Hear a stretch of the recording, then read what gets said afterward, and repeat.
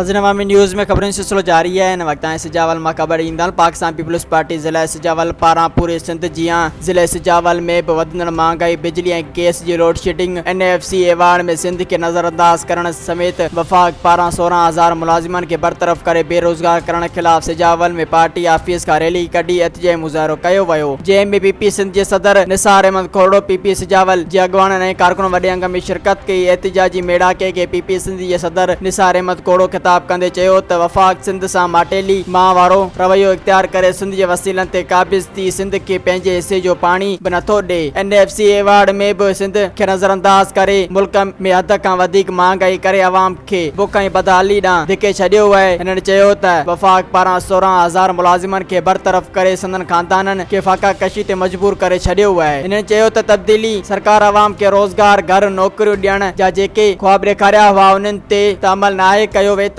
जेके मुलाजिम रोज़गार ते लॻल हुआ उन्हनि खे बेरोज़गार करे मुलाजिम दुश्मनी जो सबूत ॾिनो आहे। 15 ॾींहनि खां प्रेस क्लब सजावल अॻियां नौकरी न मिलण ऐं क़यादत पारां सार न लहण ते अलामती बुख हड़ताल ते वेठल PP वर्कर मोहम्मद हसन शेख ते ॻाल्हाईंदे PP MNA अयाज़ शाह शिराज़ी चयो त वर्कर पार्टी जो सरमायो आहे, संदन क़दर करण असांजे फर्ज़ में शामिल आहे। सुभाणे खेसि नौकरी जो ऑर्डर ॾेई बुख हड़ताल तां उथारियो वेंदो। मज़ीद खबरों और तफसीलात के लिए विजिट करें हमारी वेबसाइट www.awamiNewsHD.com।